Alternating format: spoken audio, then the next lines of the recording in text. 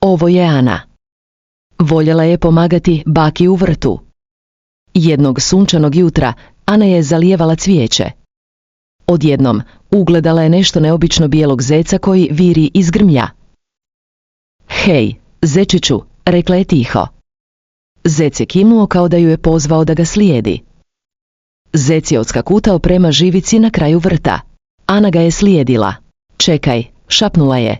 Zec je stao i okrenuo se kao da provjerava prati li ga Ana. Zatim je nestao kroz rupicu u živici.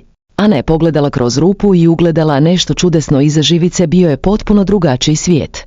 Ana je prošla kroz rupu u živici i našla se u najljepšem vrtu koji je ikad vidjela. Cvijeće je bilo ogromno i šareno. Leptiri su bili veliki kao njezina šaka. Stabla su imala čudno voće koje je blistalo. Gdje sam? Upitala je Ana začuđeno. Zec ju je čekao na stazi, mahao repićem. Dobrodošla u vrt snova, rekao je glas. Ana se okrenula, govorila je mrkva. Ne boj se, nasmiješila se mrkva. Ovdje svo povrće i cvijeće može pričati. Paradajz je dodao, da, ali samo ako ih netko voli i pazi. Zec je klimnuo glavom.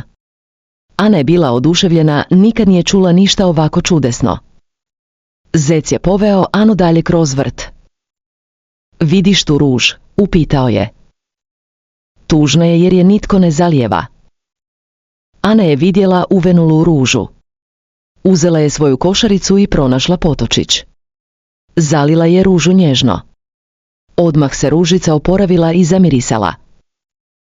Hvala ti, prošaptala je ruža.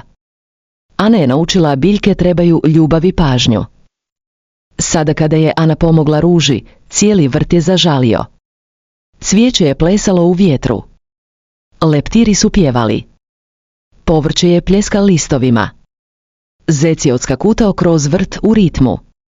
Ana se pridružila, vrtila se i smijala. Vrt je najljepši kad ga netko voli, rekla je Salata veselo. Ana je shvatila priroda cvijeta kad se o njoj brineš. Sunce je počelo zalaziti.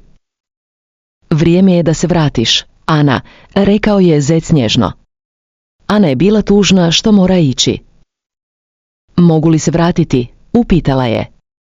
Zec se nasmiješio. Uvijek, ako nastaviš voljeti i paziti prirodu. Vrt snova čeka sve koji brinu o biljkama. Poveo ju je natrag prema živici. Ana se vratila u bakin vrt. Sve je izgledalo normalno, ali sad drugačije. Ana je znala tajnu. Svako cvijeće, svako povrće sve je živo i osjeća ljubav. Počela je paziti vrt još bolje. Zalijevala je, čupala korov, pjevala biljkama. I znate što? Bakin vrt nikad nije bio ljepši. A ponekad, Ana bi ugledala bijelog zeca koji joj maše iz grmlja. Vrt snova uvijek ju čeka. Ana i zec bijeli naučili su nas važnu lekciju. Priroda je puna čudesa za one koji je vole. Svaka biljka, svaki cvijet živi i osjeća našu brigu. Kad pazimo prirodu, ona nam vraća ljepotu i radost. Vrt snova postoji za svakog tko otvori srce prirodi i svom zelenom svijetu oko nas.